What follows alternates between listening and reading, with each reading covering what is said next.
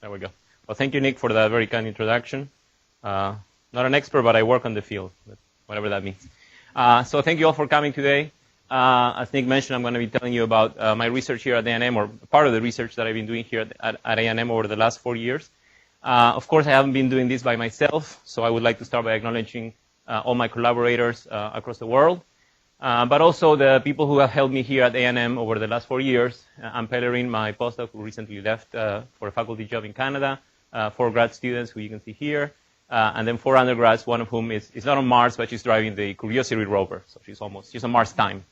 And of course, I'd like to thank NASA through the Space Telescope Science Institute, which operates the Hubble Space Telescope and gives us grant money to work on our science. NASA, the Mitchell Heap Manolin chair that I'm sharing with Ricardo for the next couple of years. And I didn't have room to put, Ed Fry and Joe Newton for all the money they've given us. So, all right. I know there's a lot of grad students in the audience, and I'm perhaps going to go a little too fast for you to understand everything I say. So if you'd like some suggested reading, here's a paper by 3 theorists on theory of dark energy, very interesting paper written 10 years after the discovery. A more recent observational-based paper on how we're setting up to measure dark energy properties over the next decade. If you want to know how we measure the Hubble Constant presently, here's a paper that we recently published in the Astrophysical Journal with Adam Rees and collaborators. And if you want to know how we actually detect Cepheids and study them in detail, you can read a paper that we recently published with Anne Pellerin, my postdoc, before she left for Canada. So, and I know many of you have to go teach or have to rush home to get the kids, or you may fall asleep. So let me put up my conclusions first, okay? We are able to currently measure the expansion rate of the universe with a total uncertainty that's systematic and statistical of the order of 3%. Okay, and we're doing this with Cepheid variables and supernovae, which I will explain at great length. We have a plan ready to implement the next improvement in this, which will take it to 2% in a couple of years, and we have a vague notion of how to do this to 1% by the end of the decade. What we know through multiple cosmological probes is that the universe has been accelerating in its expansion for the last half of its age, for the last 6.5 gigayears. And we attribute this to something called dark energy, which I'll tell you more about. Now, we want to constrain a lot of cosmological parameters with these different probes, and not only learn about the universe, but perhaps get some new physics in there. For example, is there a 4th species of neutrinos or some relativistic species? And A&M is very well positioned in this field for the next decade. We're going to be participating in most of the big projects, which I'll tell you about at the end, time permitting. So first, I'd like to make a brief historical introduction to the field, which Nick already did, but so I'll go a little faster. Then I'll tell you about my research on how to measure the Hubble constant, then other probes of cosmological energy, of dark energy, and then we'll close up by looking ahead. All right. And before I forget, I'm an astronomer. I apologize for that. We have these crazy units. We like to measure everything relative to the sun. So sometimes you'll see 1L sun, which means the luminosity, the power radiated by the sun. It's about 10 to the 26 watts. I didn't bother with the, just to the nearest 10th. And sometimes I'll talk about flux, which is that power radiated over a certain area, and so that what we receive on Earth from a distant star. So it has units of watts per square meter. The radius of the sun is about 10 to the 9 meters, the mass of the sun 10 to the 30. And I try to put all the distance in meters, but maybe you care to know them in light years. So anytime you see 10 to the 22 meters, that's 1,000,000 light years, and that's about the right unit for this talk. All right. So if I had been giving this talk 100 years ago and telling you about the concordance cosmology of the day, I would have told you, well, that the Earth was probably about 20 million years old, because if it, if it was if the solar system was any older than that, the sun would have contracted too much. We thought the sun was radiating energy through a release of gravitational energy. But some people were already making inroads. This was sort of a late 19th century view. People were already making inroads into radioactivity and saying, well, perhaps the Earth is a lot older than that. But it wasn't the consensus view yet. We also thought the Milky Way was the entire universe, right? There wasn't anything outside of it, and so we knew the size of the Milky Way to be about 100,000 light years. And that's it. It's made of stars, of some dust. Well, actually, we didn't even know about the dust then. And it also has these funky little spirally things or amorphous things that we call nebulae because they look like clouds. And they're probably just clouds of dust that are coalescing to form stars. The Milky Way was known to be rotating, but it wasn't expanding or contracting. The universe was essentially static. But that picture started to erode actually almost 100 years to the day, which is why I bring this up. This gentleman had the 19th century name of Vesto Slipher, and he worked at the Lowell Observatory in Arizona. And even though we had the ability to measure spectra of stars for about 15 years, he was the first person to actually take a spectrum of one of these nebulae. And he chose, of course, the most famous of all spiral nebulae, the Great Nebula in Andromeda. And much to his surprise, seriously, 17th of September 1912, he measured a whopping negative velocity, meaning Andromeda was coming towards us at 300 kilometers per second. I guess back then they didn't bother with the seconds, but today we'll take a couple points off for improper use of units, right?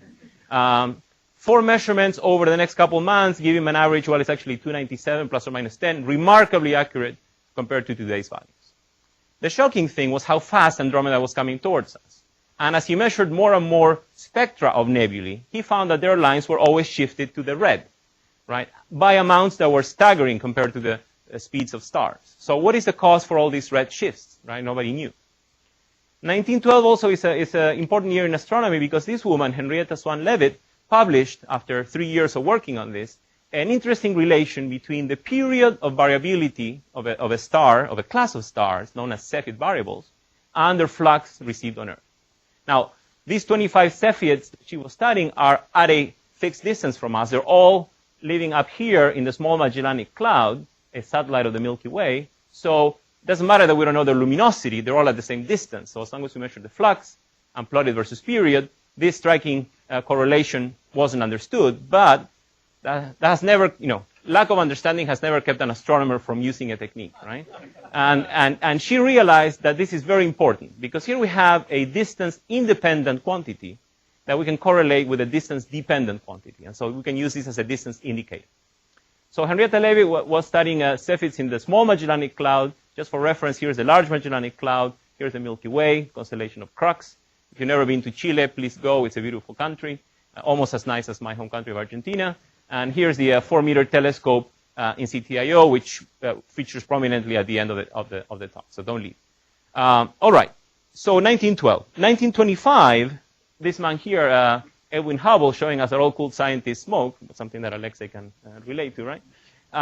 Found a few of these same variables, these Cepheid variables, in another object, right? This nebula, which you can hardly see here, but it's a beautiful spiral nebula that we call Messier 33, right? He found a few Cepheids here. They were, of course, a lot fainter than the ones in the Magellanic Cloud, so he could tell that that nebula was 10 times farther away, okay? And by doing that amazing discovery, he changed the scale of the universe, because now the universe was a universe of galaxies, not just the Milky Way. So astonishing, very, very important, significant discovery.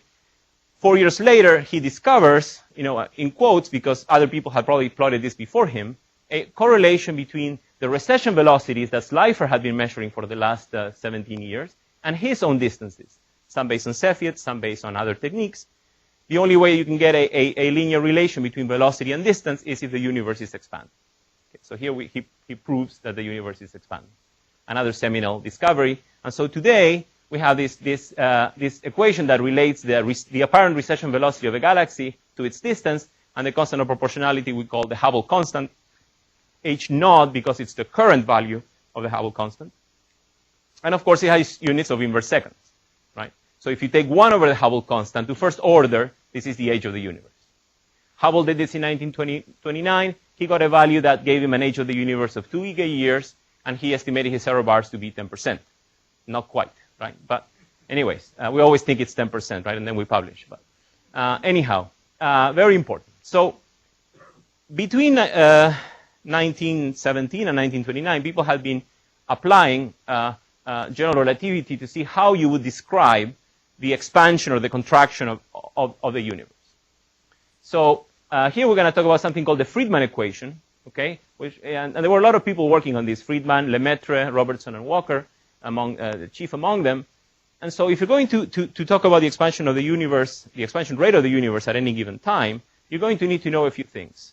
First, perhaps the current value of the Hubble constant, its geometry, is it open, flat, or closed, and what is it made out of? How much matter is there, how many photons, and things like that. So, don't worry too much about this equation, right? But the Hubble parameter, the expansion rate at any given time, well, the square of that divided by the present value squared, right? Again, the definition of the Hubble constant, so you don't forget, is going to be related to the different constituents of the universe. And so you have matter, be it baryonic or dark. Of course, back then they didn't know about dark matter, but any relativistic species, neutrinos, photons, things like that. The curvature of the universe, if any, can be also turned into sort of a density-like parameter, and dark energy. Okay? Now, notice that we don't express these things in terms of density, but rather the ratio of the density of that constituent to the critical density, which is the value you would need of that material to eventually stop the expansion of the universe. Okay? What else is in this equation? Well, we have these sort of parameters that relate the present value to some value in the past. Here it's written sort of in astronomer units, 1 plus z, where z is the Doppler shift of a galaxy. But think of 1 plus z as 1 over the scale factor, right? Where the scale factor of the universe today is 1, right? And it was smaller in the past, all the way to 0 at the time of the Big Bang. All right, and one last thing. Notice that in the term that has to do with dark energy, it's the scale factor of the scale factor of the universe. In the case of dark energy here, you see the 1 plus z to the cube actually has a 1 plus w term, right? What is w? W is the constant that relates the ratio of pressure to density for dark energy. And you notice that if this is minus 1, then the redshift dependence goes away, and the dark energy is cosmological constant. But it doesn't have to be that, right? If it is minus 1, then we call it lambda in honor of Einstein's greatest blunder. All right, so what is our goal? Our goal is to measure all these cosmological parameters, the Hubble constant, the densities of all the constituents, in order to then understand the nature of dark energy. And why do we want to do that? Well, because we want to know the ultimate fate of the universe. So, there's no pressure here. It's like, that's the last lame joke of the colloquium, I promise. All right, so that's the introduction. So how do we measure the Hubble constant? Well, I told you about Cepheid variables a few minutes ago. I didn't explain what they were. Henrietta Leavitt wouldn't have been able to explain it to you either, at least not in 1912. She would have said it's a variable it's an object that varies periodically in flux. Variations are of the order of half a dex. And, it has some period. And this is in blue light, because that's all we can do with photographic plates. It's 1912. Today we can do a lot better with charge-coupled devices. So we can measure, for example, the light green wavelengths, 0.8 microns in the red, near infrared, and we see that the shape of the Cepheid light curve changes with wavelength. Okay, we understand this in the sense that we have an object that is changing both in radius and in temperature. Okay, the temperature is close to 6,000 degrees Kelvin, so variations in temperature are going to matter mostly in the peak of the black body curve. And then variations in radius are going to have to do mostly with the changes in the infrared. From the point of view of an observer, then it's easiest to discover them in the blue-green, but it's best to follow them up in the infrared, because you need the least number of points to get an accurate mean. All right, so what is a Cepheid from the point of view of a theoretical astronomer? Well, let's say that you get 7 solar masses worth of stuff to coalesce in one point, okay? And it starts to ignite, it ignites, there's fusion in the core, hydrogen going to helium. That object is going to settle at an equilibrium radius, right? That's about 3 times the radius of the sun. And its surface temperature will be about 20,000 degrees Kelvin. And it'll be putting out about 2,000 times the luminosity of the sun. So 2,000 times the luminosity, but it only has 7 times the amount of fusionable material that the sun does. Hence, its life is going to be a lot shorter, right? Only 40 million years. So after those 40 million years are over, the core will be sort of an inert helium core. The star will react to that, okay, and it's going to move in this diagram. And so it's going to follow this track. The arrow of time essentially goes along this way. And I'm not going to bore you with all the details of all the kinks. If you want, take my stellar astrophysics class next semester. But essentially, at some point, the hydrogen that is just outside the core becomes dense enough and hot enough to fuse. Okay? When you have shell fusion, as we call it, the star is not in hydrostatic equilibrium, right? And so it's going to expand greatly. It's going to reach something like 100 times its previous, the size of the sun. And then, this is very brief, a very quick expansion. The core will actually ignite. And so helium will now start to be fused into carbon and oxygen. The star responds to this by dramatically increasing its size. Luminosity goes up, right? And then there's some, we're not going to go into the details, but there's some changes in the chemical profile of the star, the size of the core, that make it change its radius a little bit, and therefore the surface temperature changes as well. Throughout this phase, there's 200,000 years where the star has a radius of 65 times that of the sun, well, it will actually pulsate, okay, with a period of 10 days.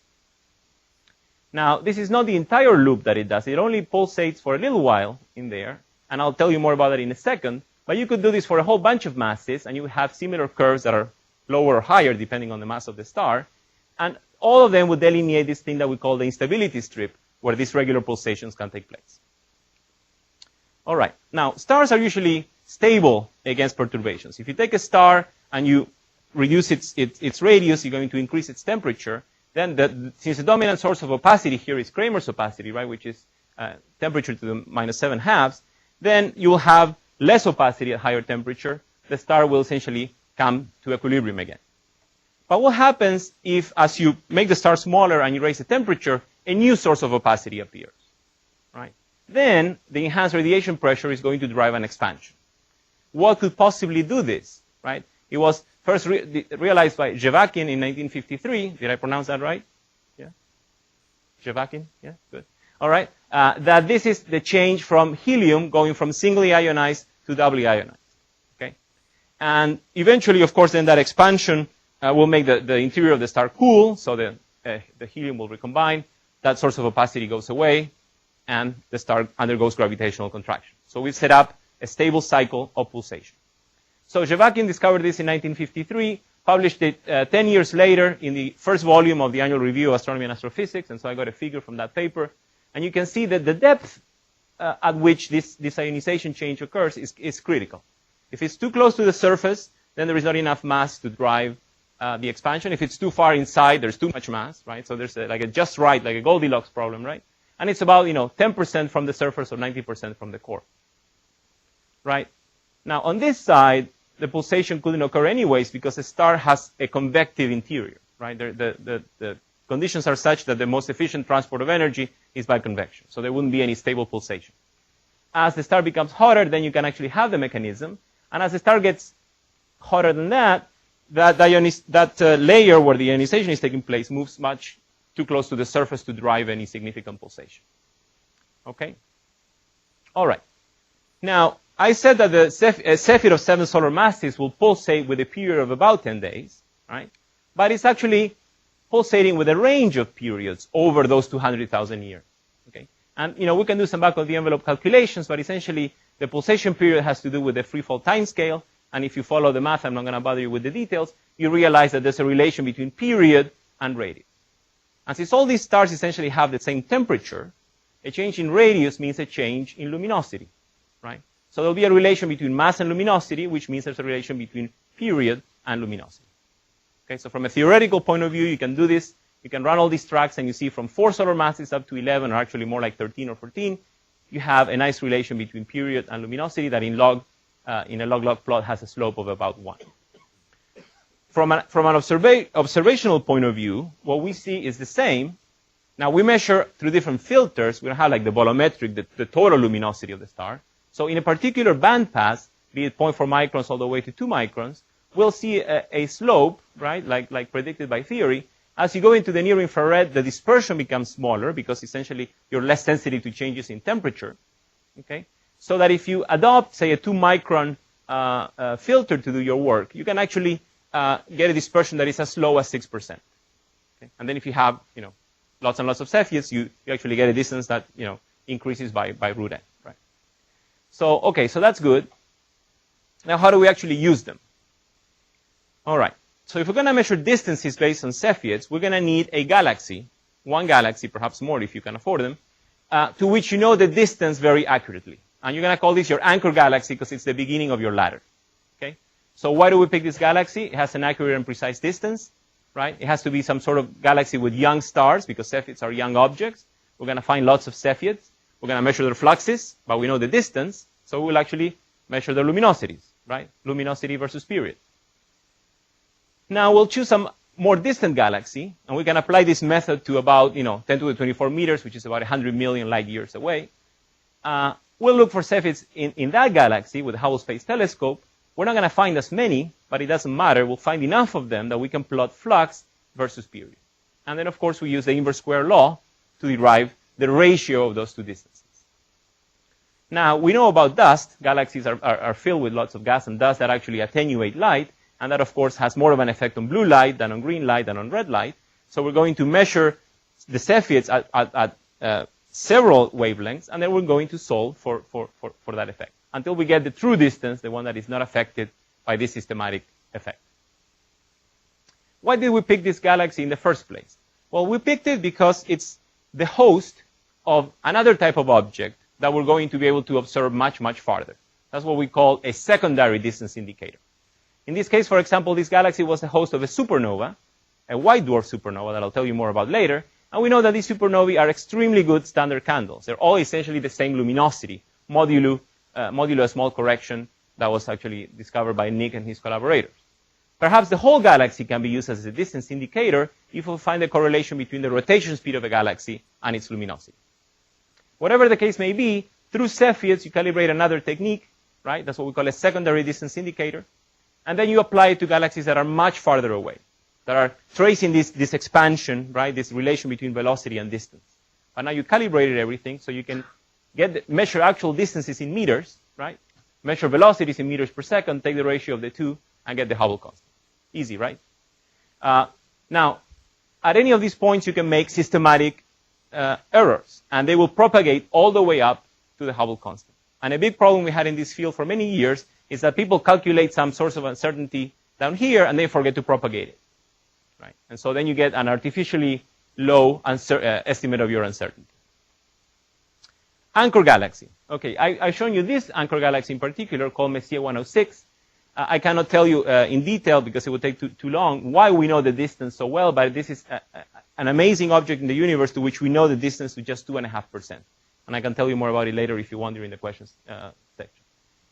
Samantha Hoffman, as part of her PhD thesis, has been using this 8-meter telescope, one of the largest in the world, funded and operated partly by the National Science Foundation, to discover Cepheids in that galaxy. So here's an outer field that looks pretty empty, right? But if I turn off the lights for just a second, and we zoom in there, right? So a few hours of 8-meter time, now you can actually see lots and lots of stars in that galaxy. This is an interloper from the Milky Way. And you can also see lots of little red fuzzy things, which are the galaxies that KCNV study. But it shows you, right, the depth of the universe, because those objects may very well be larger than the one that we're studying, right? So Samantha has found lots of Cepheids in this galaxy and has been patiently waiting for me to finish other papers. Next week, we'll finally submit it. And here you see light curves in blue, green, and red light. And of course, they delineate the same type of relation that I was showing you before, right? We're measuring a flux, but in this case, we know the distance, so we can turn that into a luminosity. All right. Now, what about these target galaxies? What do they look like? Well, they have to be spiral galaxies too, because they have to have supernovae. They have to have Cepheids. And we have chosen them because they have a supernova. So you may wonder at this point, what is a white dwarf supernova? So a white dwarf supernova, very briefly, I'm going to butcher all of Nick's area of work, is an Earth-sized object that has essentially the mass of the sun. It's mostly made out of carbon and oxygen. It's being held by electron degeneracy pressure. And at some point, a companion, whose nature is still unknown, deposits enough material on this object to make it go over the Chandrasekhar limit. So the temperature in the center of the star reaches 5 billion degrees. There's fusion going on. A lot of radioactive nickel is produced, which then decays to cobalt, which then decays to iron. Did I get that part right? And that is over about 100 days. Okay? So observationally, right, here's a supernova that exploded in a nearby galaxy, and you can see it's outshining all the other stars in its host galaxy. Right? And it rises very quickly. It reaches, the scale here is for the green light. It reaches about 4 billion solar luminosities, and then it decays over a period of 100 days. Right? And you can see that it's much, much brighter than all the stars back there. And now we can take a whole bunch of these supernovae in many galaxies in the universe and plot the relative distances versus their recession velocity. Right? This is the Hubble diagram that we saw in the very first slide with Hubble's picture on it. And the dispersion on this is going to tell you how good your secondary distance indicator is. Okay? And from this, we can calculate that if you have a single supernova in a single galaxy, you'll measure its distance to 7%. So that's pretty good. We don't know how they work, okay? But it works. So we'll let some smart physicists figure it out later. All right. Here's a pair of galaxies that are merging, making lots and lots of young stars in the process. And somewhere, down in the bottom of that galaxy, a supernova blew up in 2007. So we recorded a supernova. We have all this information. Now we go with the Hubble Space Telescope. We find lots of Cepheids, and we do this. Here's another galaxy, more traditional looking spiral galaxy. Again, same thing. Supernova blows up. We go. We find the Cepheids. Lather, rinse, repeat. Lather, rinse, repeat. Right? After 8 times, we've done this, and we found Cepheids in 8 galaxies that hosted Type 1a supernovae, white dwarf supernovae, I should call them. And then we have the Cepheids in our host galaxy. And we establish a system then of relative distances, right? Here's our anchor at distance 1. Doesn't matter how far it is, right? And here are the supernova hosts, right? Relative distances based on Cepheids. You can also get relative distances based on the supernova flux, right? And if these objects are all the same type, then this better obey the inverse square law. And it does, right? And it has a dispersion that is the 7% that I was telling you about before. But we actually have a distance to this object. It's that distance that I was telling you about a few slides ago. We know what it is, so now we can turn all these distances into meters as opposed to relative distances and calculate the luminosity of a Type 1a supernova, of a white dwarf supernova, and it's about 4 billion solar luminosities plus or minus 2.5% because we have 8 objects and we can decrease the uncertainty that way. All right, so that's what we do, and now we take this into the Hubble flow, right, and we measure the Hubble constant. So what is it? After all, I've been talking for half an hour already. Here it is, right? 2.39 times 10 to the minus 18 in inverse seconds. For the astronomer aficionados is this number, right? And we carefully propagate all sources of systematic uncertainty and arrive at a total error budget of 3.5%. And if you want to read more about it, we recently published a paper in the Astrophysical Journal. You can turn this into an age of the universe. It's a little younger than we thought, but not significantly. It's all within 1 sigma of the previous discovery, of the previous value, which you can see down there. But the point is that in less than a decade, we've been able to shrink the error budget by a factor of 3. And again, this is just a little summary of how we actually did. All right, so now we know the age of the universe fairly accurately, or the expansion rate, however you want to see it. How does this play into probing dark energy? Because I haven't talked at all about dark energy yet. All right, well, the Hubble constant will play a big role. We'll see that in a minute.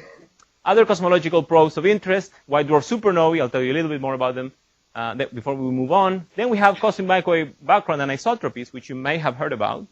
But perhaps this one is a technique you haven't heard about, baryon acoustic oscillation. So I'll describe those briefly. There's many more that you can use. And the best thing to do is to combine them all, because each one is going to have some degeneracy between parameters that can be overcome by another one. It'll make more sense in a minute. So the more you can measure, the better. White dwarf supernovae, again, 4 billion solar luminosities. That means you can see them very far away. Remember, a Cepheid only has 2,000 solar luminosities. It's 4 billion, right? So here's a couple of supernovae that blew up 9 billion years ago, right? That's twice the age of the sun. And they've been traveling, the photons from that light have been traveling since then, right? The universe was only 40% of its present size back then, right? And you can do this now for 500 or 600 supernovae, and you can trace the expansion history of the universe, right? There is the line going through this, which is a fit, a certain cosmological fit. There's one of those solutions to the Friedman equation, and I'll tell you more about it in a minute. I forgot to mention the paper, but this is Suzuki et al. 2012. Sorry, it should have been down there. Cosmic microwave background. So, at the moment of the Big Bang, right, that primordial gas is completely ionized.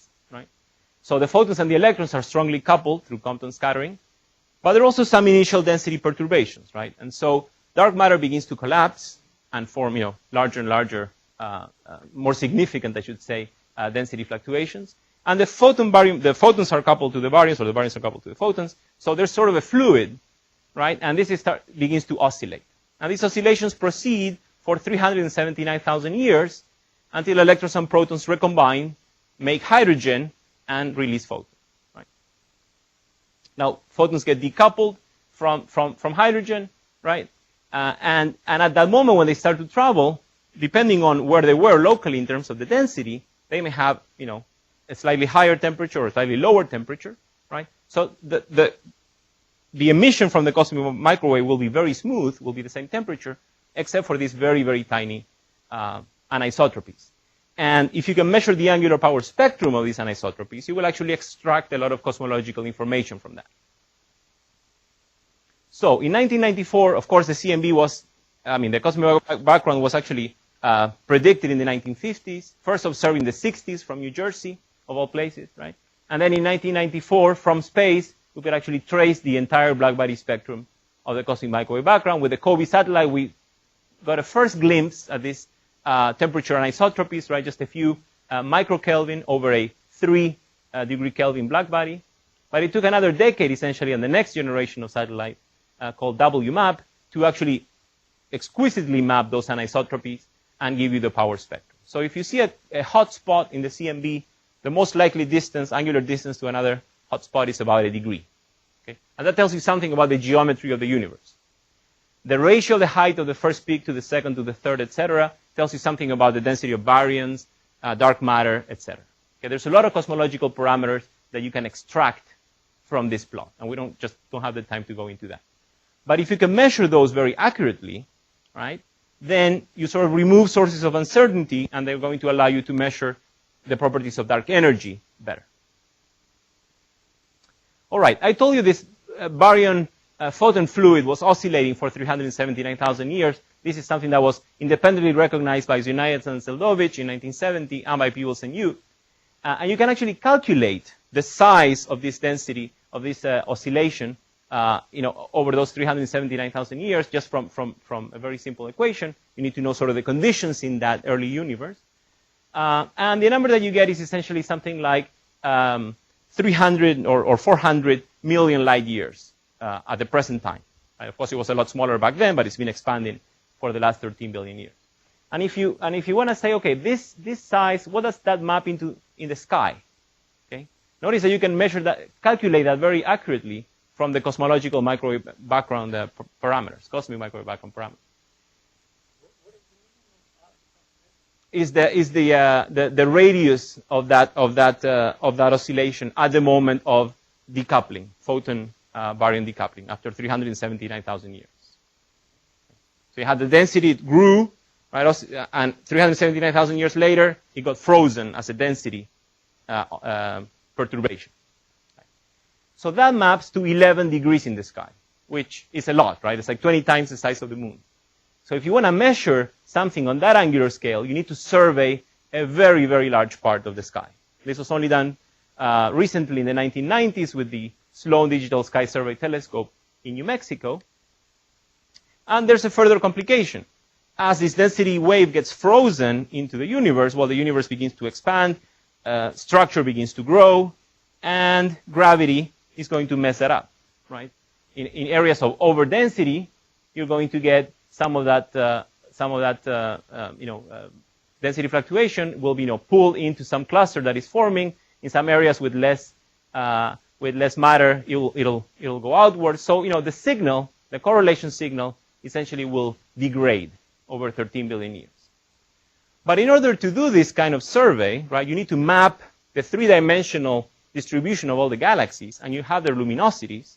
Luminosity is a proxy for mass in the case of a galaxy. So you can actually run the movie backwards, right? You can apply something that's called the inverse Aldovich approximation, right? And you know where all the concentrations of matter are, right? So you can figure out essentially what the effect was on this density, on this overdensity, right? And you will see as this movie progresses, you actually shrink the width back of this correlation to almost its initial undistorted value. So very, very interesting application of the technique that was only possible earlier this year by Nikhil Padmanabhan and his team at Yale.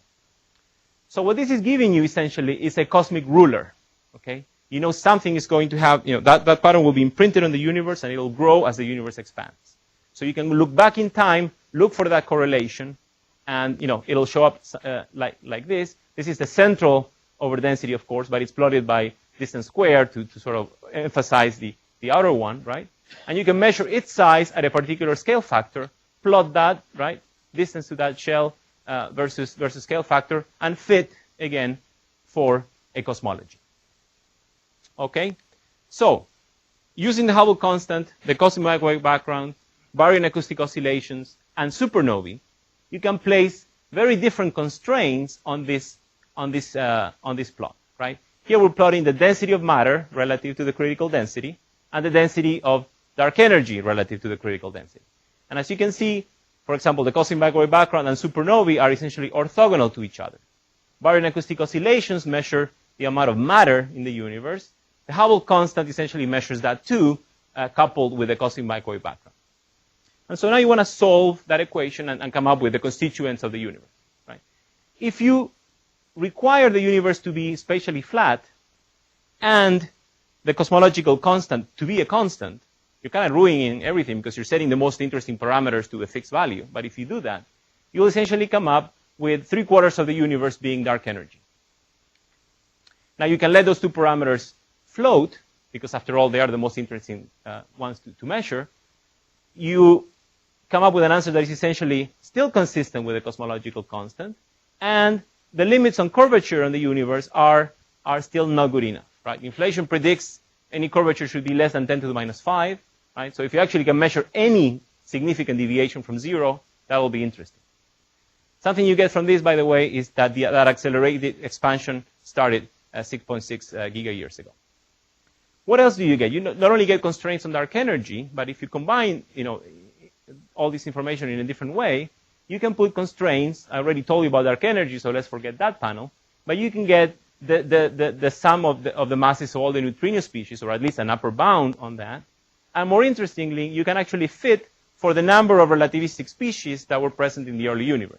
And so, is this evidence for a fourth species of neutrino? Probably not, because the uncertainty is still 1.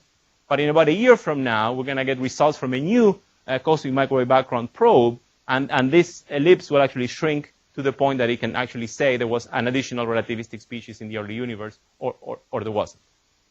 So some exciting stuff ahead. And you can see that the original Hubble Space Telescope Key project value for the Hubble constant didn't really put any strong limits on W or any of these parameters. But our recent work has certainly narrowed down those ellipses considerably. Another interesting measurement to make is, why should the cosmological constant be a constant, right? Or even have a fixed value for the entire history of the universe? What if it actually varies with time, right? And so presently, in this paper that I was just showing you with the supernova results, we don't have any handle on that time rate of change of dark energy, okay? So let's take the 1 sigma uncertainty ellipse there. Nick was part of a panel called the Dark Energy Task Force that came up with a metric to quantify how well one of these projects can measure the properties of dark energy. And it's essentially the product of the two axes of that ellipse, right? And so that figure of merit is about 20 for present work, but in the next few years, it's going to shrink by a factor of 5, and a few years after that, it'll shrink by another factor of 6. And the point here is that as you get tighter and tighter constraints on the value of W and its derivative, right? Now I'm putting all these ellipses sort of on top of each other on the canonical vanilla value, if you want, of -1 and 0, but they need not be there, right? You could actually have a detection of an offset from any of these, and that would be new cosmology, essentially. Now, if to these very large, very expensive experiments, multi-year experiments, the Dark Energy Survey got started 2 nights ago, thanks to Darren and friends in Chile. The Large Synoptic Survey Telescope will get going in 5 years from now. If to all the wonderful measurements that they make, you add an independent measure of the Hubble constant, which is what I do, right? You can shrink the size of that ellipse. You can increase the accuracy to which you can measure these cosmological parameters by non-negligible amounts, right? And so, 44% of 35 million or 22% of 400 million, we're talking real money here. I mean, it doesn't go to my bank account, but still, we're going to do this work, right? So the next plan is to measure it to 2% and hopefully to 1% by the end of the decade. How are we going to do that? Well, to 2% is easy because we're sort of still, in this game, limited by statistics, okay? We were going to discover Cepheids in 7 more galaxies. This is something that Samantha Hoffman is going to do as soon as she gets her PhD next June, working with me and with Adam Rees. For that, we're going to need 10 days of Hubble Space Telescope. That's 10 days and nights, right, over an entire year. So it's a significant chunk of investment of a very precious resource to do this. And we'll also use the Hubble Space Telescope to measure geometric distances via parallaxes to about a dozen Cepheids in the Milky Way, an additional dozen Cepheids in the Milky Way. And so by mid-2014, if all goes well, we'll have this result, and maybe I can give you another colloquium at that time. To get to 1% will be significantly harder because we're going to hit systematic, right? We still need to do some improvement of statistics. There's this European satellite that will launch next year. It will survey the entire sky for 5 years at least. It's going to measure the positions of 1 billion stars. That's 1 billion with a B, right? And it's going to do this 100 times a year, looking for the motion of every single star relative to all the others, so a non-trivial computational challenge. But eventually, we'll have the distances to all those objects. And as part of that, it will discover 5,000 Cepheids, which we'll probably also have to study from the ground. What else? We need to measure another dozen supernova hosts. We need to find Cepheids in them. We're going to do that probably with the next generation space telescope, the James Webb. And we will definitely need to understand Cepheids a lot better. How do their properties change, for example, as a function of chemical abundance? Right? Because not all stars have the same number of carbon and same relative amount of carbon and oxygen or other elements. So we're starting that work now based on what Anne Pellerin did when she was here. We just got an NSF grant to work on that for the next 3 years. So if all goes well, by 2020, we'll be done. At the same time, that's for the Hubble constant. But at the same time, we want to improve the other probes of cosmological parameters that I was telling you about. So how are we going to do that? Well, let me turn off the lights for this because these are kind of nice pictures. This is the Blanco 4-meter telescope in Chile, where 2 nights ago, a team of which Darren is a very important member, commissioned sort of the largest camera ever installed at a telescope. Okay, that's 600 megapixels there.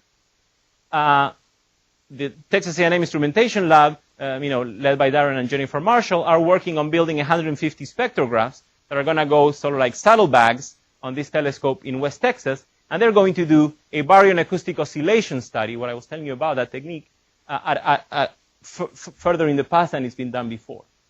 And the NSF just started funding to build this telescope, an 8-meter telescope that's going to go in Chile with a camera 5 times larger than the one that Darren just finished building. So maybe, if all goes well. And they will use multiple probes of dark energy. But as part of that, they're going to essentially take a movie of the whole sky every couple nights. So we're going to hit time domain astronomy, right? Time series astronomy in a way that's never been done before. And we're going to discover all sorts of new physics and interesting transients. And perhaps we'll get Sri Kulkarni from Caltech to give us a colloquium next semester on that. It's on the list. And of course, we're also going to use the Giant Magellan Telescope for this purpose, right? GMT, when finished, will have 7 mirrors. It'll have a 25-meter aperture. That's 100 times the collecting area of Hubble. What do you do with a big light bucket? Right? You collect photons, and then you spread them, and you get a spectrum. Because if a picture is worth 1,000 words, a spectrum is worth 1,000 pictures, right?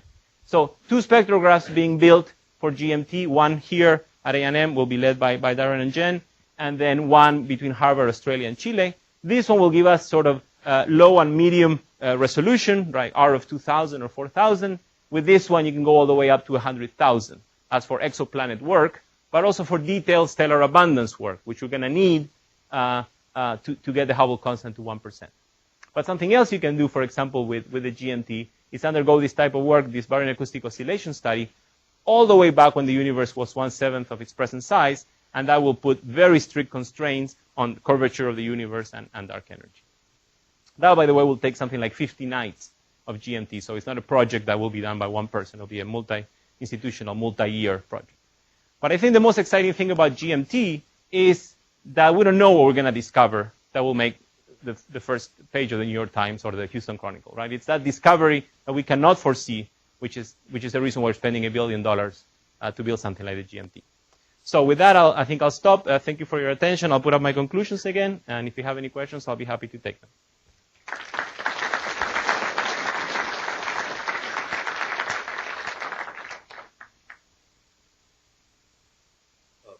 Alexei and Alexei.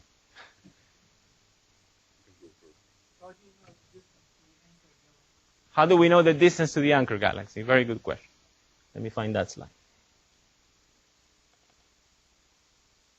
So most large galaxies in the universe have a massive black hole at its center. Okay? And these black holes are accreting matter, right, from their surroundings. In the case of this particular galaxy, Messier 106, that accretion disk is essentially edge on to our line of sight. Right? It's on the sky. It's like this is what you're seeing in the sky. Right? And there is a water maser emission going on in this system. Right? You have masers that are essentially going towards you. Some are going away from you. Right? So from these you get velocities. These guys in front, right below where the black hole are essentially moving across the sky. Right? But that angular motion is very, very small. If you can measure this, right, you get velocities from these ones, those tangential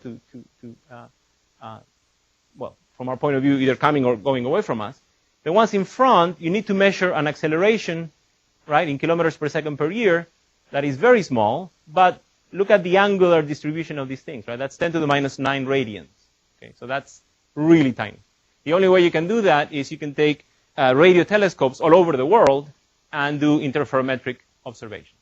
You make a map, you get a spectrum from that, you look at the positions of the peaks of these masers, you see them drift over time, and from that you get the acceleration. Okay? And then it's sort of, you know, a simple equation, or at least this is the simplified version, and that gets you the distance. And then, of course, you know, the first time this was done, you assume that that accretion disk is flat, and it's perfect, but nothing in reality is like that. And so then you come up with a much more sophisticated model. Right? There are warps here in both inclination and position angle and whatnot. But this allows you, once you can solve for all those extra parameters, that allows you to measure a distance that is accurate to 2.5%. So that's how that's done. Other than parallaxes, is the best way we found to measure distances to any astronomical object. But this is the only galaxy within 100 million light years in which we can do this. It's the only one that has an accretion disk edge on, that has the right maser emission at the right frequency, and no. Sir? Yeah, I have one question. Now I have to. On the speed, you know, how fast you found this slide. Did you take into us the previous? No. Can you go to the slide about the neutrinos? Yes.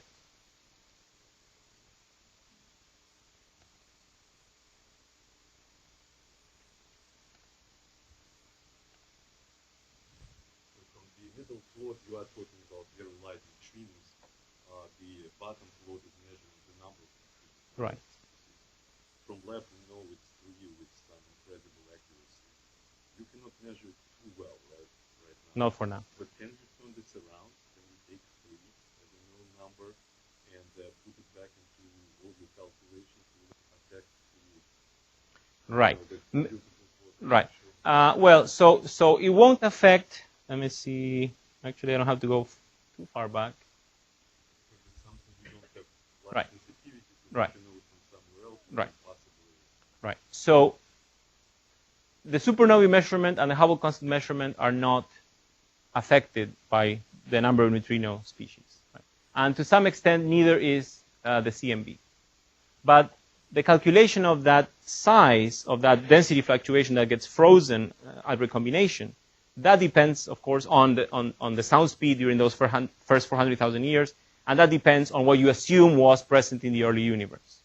So usually, the way that this is expressed, it's 3 species of neutrinos plus some other relativistic species that contributed to the time what we call of radiation, matter radiation equality, where both contributed the same amount, right? And so that those other relativistic species add like 0.04. So when we talk about the effective number of neutrino species, really with relativistic species is a better word for it, we know it ought to be 3.04. But the best fit is 4.2. Granted, still very uncertain, right? So that could mean there was another relativistic species. It doesn't have to be a neutrino that was important in the early universe. Now, there is a cosmic microwave background satellite that's been operating for 3 years, and they're finishing the analysis of the data now. It's called Planck, after the famous physicist, of course.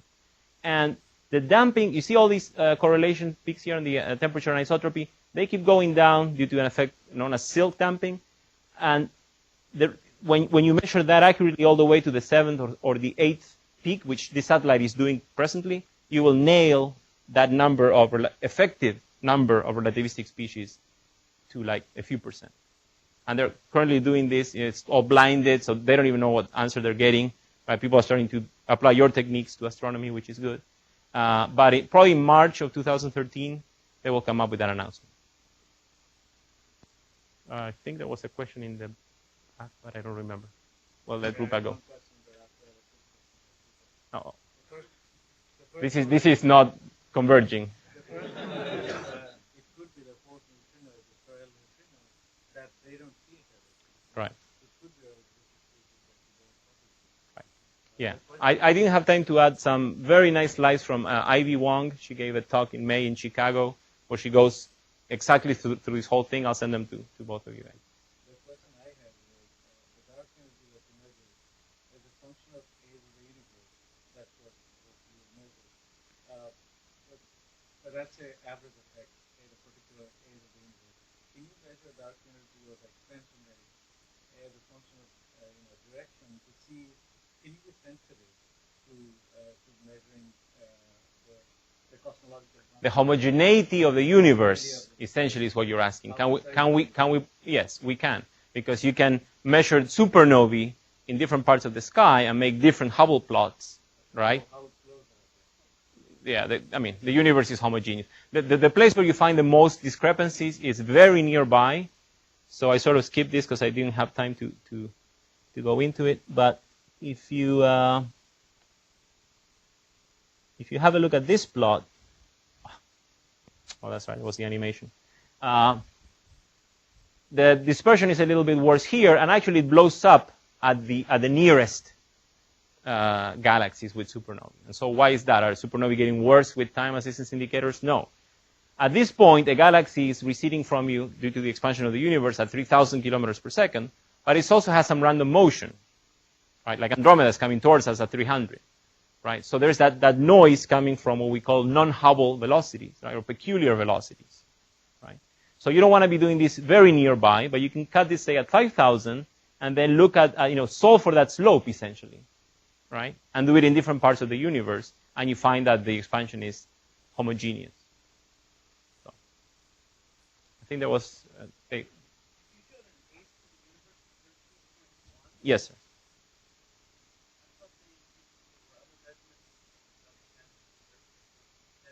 Right.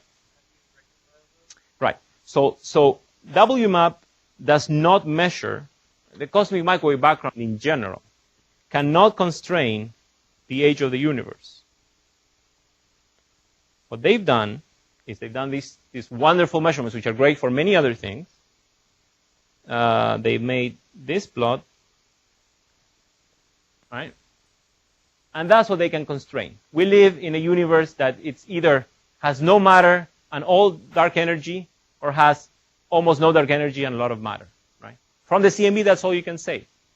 But then if you impose the requirement that the universe be flat, you shrink this horrible degeneracy banana, as it's called by the experts, to that little, that's what they call them. I'm not making this up. An MIT professor calls it the degeneracy banana. There's a little gray thing over there. That's then, you're restricting all this parameter space by making this, at first sight, unwarranted assumption. The universe need not be flat, right? And then they can turn that into an age of the universe.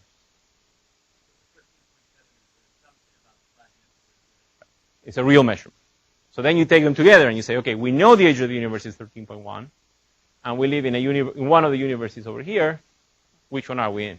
We're in one where, indeed, the cosmological, dark energy is very close to a cosmological constant. Well, we are in a flat universe to 2 parts in 1,000, right? With an uncertainty of 6 parts in 1,000. So we are in a very flat universe. But the question is, you don't want to restrict your parameters just because you think we live in a flat universe. And HEDDEX, right, the telescope that's being reconfigured in West Texas will measure the curvature of the universe back when the universe was only like a third of its present size. So, yeah, the WMAP people cheat a little bit. I asked Ichiro, I missed his colloquium last fall, and last spring, and I asked him, did you actually come out and say that you don't measure the Hubble constant? He said, nah. So I'm telling you now, he lied to you. Yes, sir. The Hubble measurement and the baryon acoustic oscillation measurement look like they kind of overlap way off flat. Is that interesting? Well, flat goes this way, right? They overlap way up high. Well, Find up where your H naught is. yeah. There's the Yeah, but this is a universe where, we can rule that out from supernovae and from cosmic microwave background. Actually, another way of saying that is the baryon acoustic oscillation measurement is offset from the Hubble this way. Why? Yeah. Because they're assuming that the universe has effectively three species of neutrinos and no other relativistic species. If they change that to 4, that entire line ka-chunk, moves out. Which doesn't mean that we're right. We could be wrong, right? But yeah. So you beware of what goes into the mix before you start making these plots. There's like 20 cosmological parameters that you're marginalizing over when you make a plot like this. Which way does W have to move from 1 to get us a big rift instead of just boring calculation? Less than -1, more negative than -1, right? Yeah. Hopefully we won't go there. I don't want to get ripped apart. More questions?